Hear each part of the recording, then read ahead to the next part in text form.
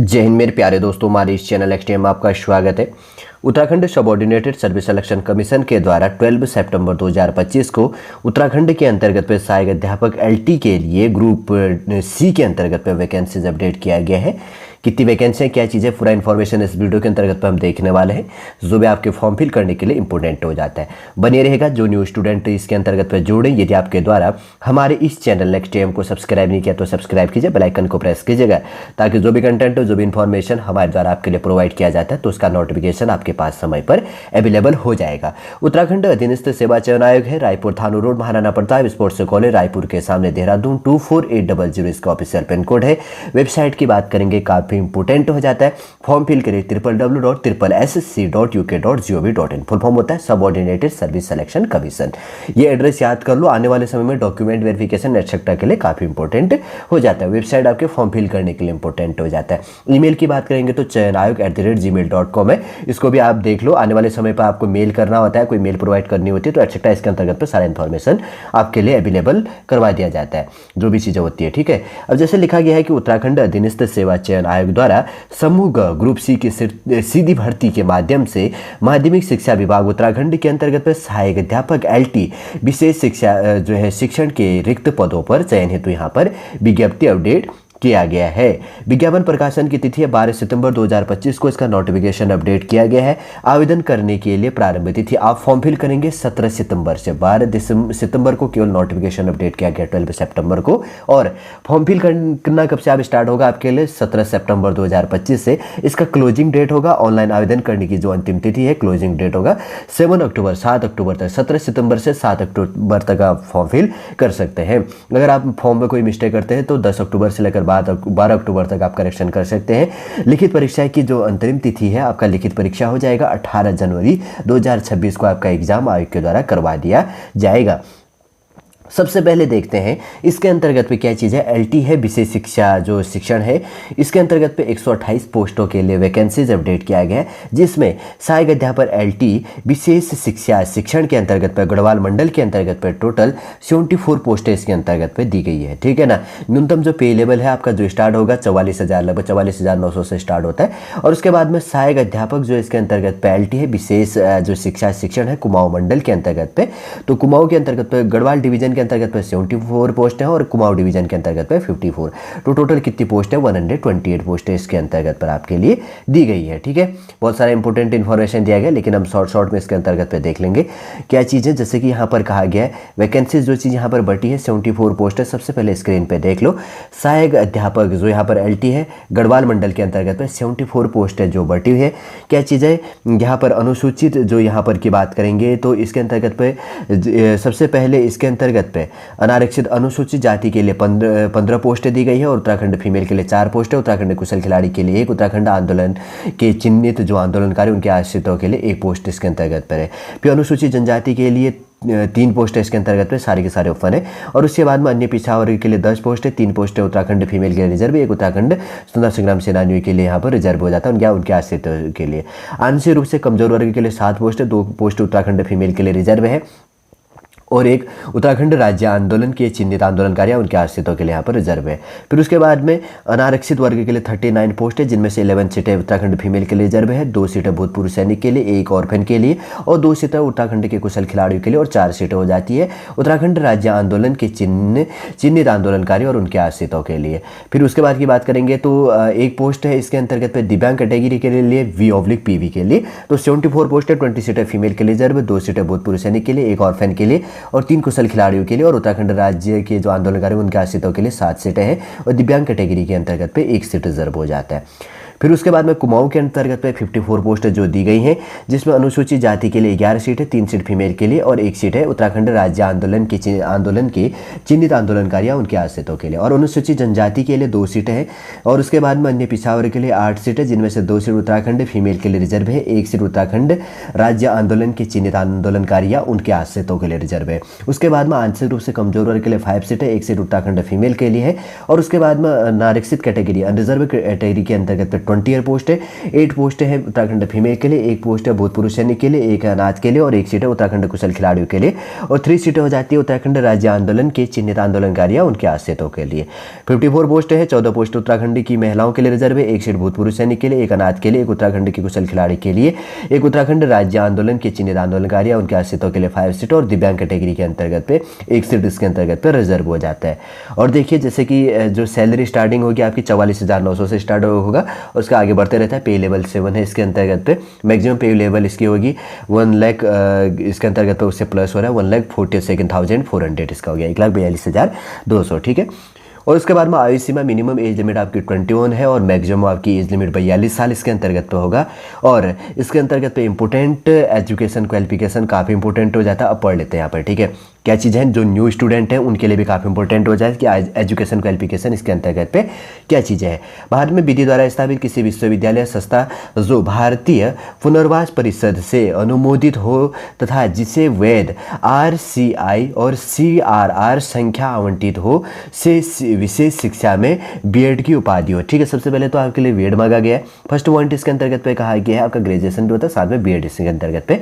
समावेशी शिक्षा में क्रॉस विकलांगता क्षेत्र में 6 माह का डिप्लोमा प्रशिक्षण होना चाहिए। और उसके बाद में सेकेंड है प्रशिक्षण पाठ्यक्रम राष्ट्रीय अध्यापक शिक्षा परिषद भारतीय पुनर्वास परिषद से मान्यता प्राप्त होना अनिवार्य है।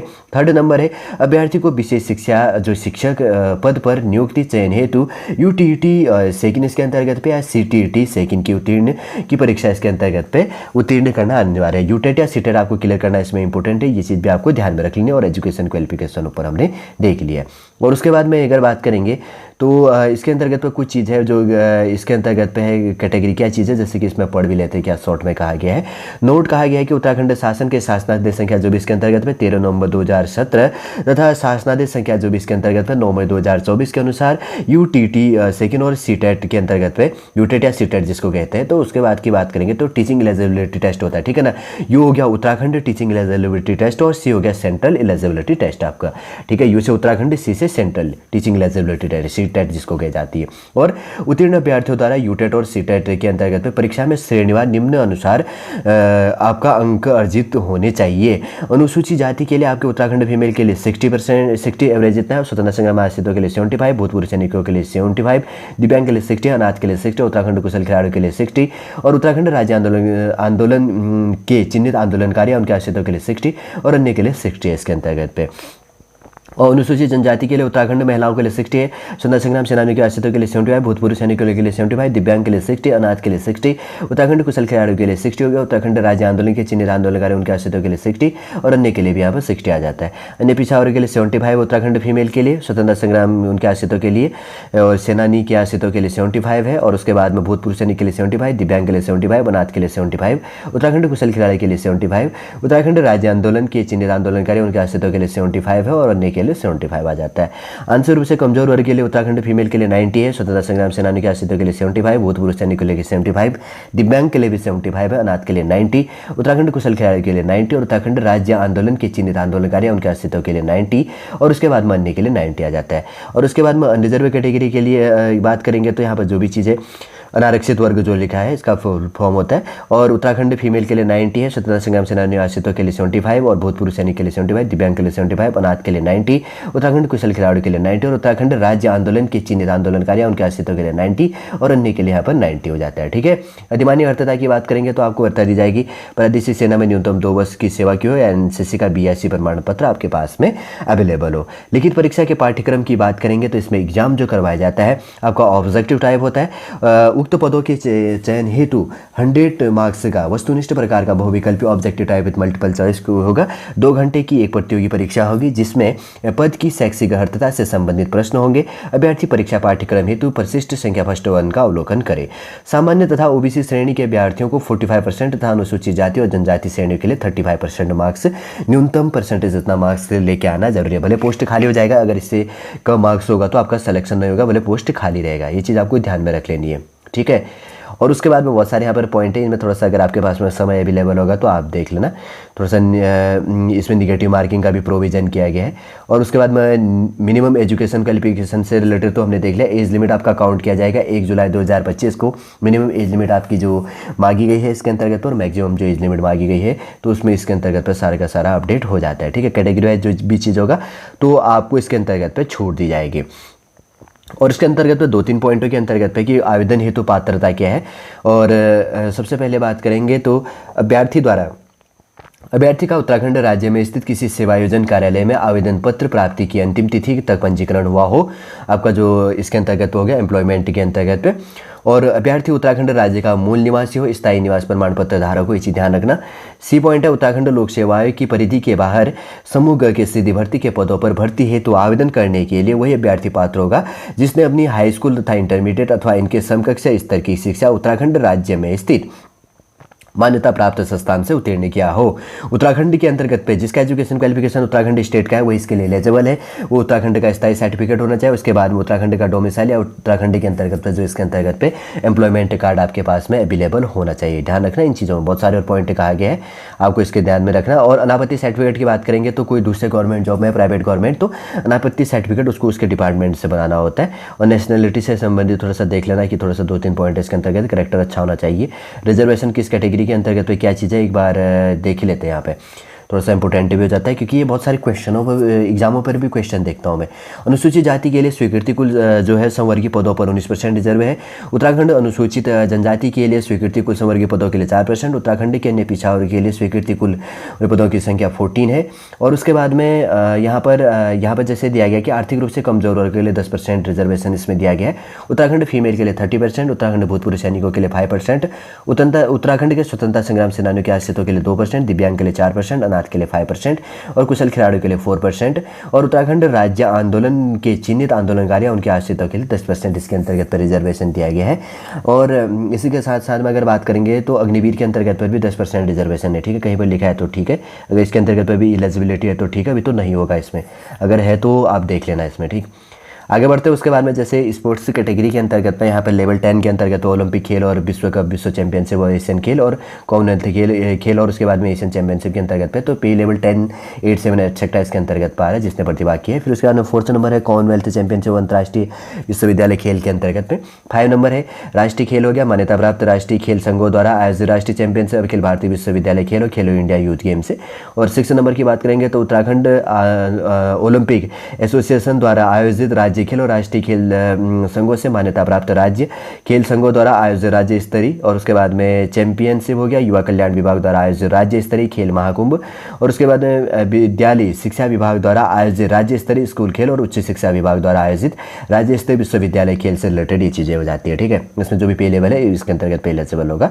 फिर फॉर्म फिल की बात करेंगे तो इसके अंतर्गत पे स्टेप दिया गया है। सबसे पहले आपको रजिस्ट्रेशन करना और पर्सनल डिटेल फिल करनी है, education and other detail fill करना, अपलोड फोटो एंड सिग्नेचर्स, फिर मेक पेमेंट, उसके बाद में प्रिंट एप्लीकेशन से, ठीक है। ध्यान में रख लेना, इतने स्टेप हमें यहाँ पर करनी है। और उसके बाद में फॉर्म फीस काफ़ी इंपॉर्टेंट हो जाता है। अनरिजर्व्ड कैटेगरी के लिए ओबीसी के लिए 300 है, शेड्यूल कास्ट शेड्यूल ईडब्ल्यूएस के लिए 150, दिव्यांग के लिए 150 और ऑर्फन अनाथ के लिए कोई फॉर्म फीस यहाँ पर पे नहीं होनी। हर कैटेगरी के अंतर्गत देखो बहुत सारा इंस्ट्रक्शन दिया गया। अगर आपके पास में समय अवेलेबल है तो आप ऑफिशियल वेबसाइट पर जाके इसको डाउनलोड करके आप पढ़ सकते हैं, ठीक है।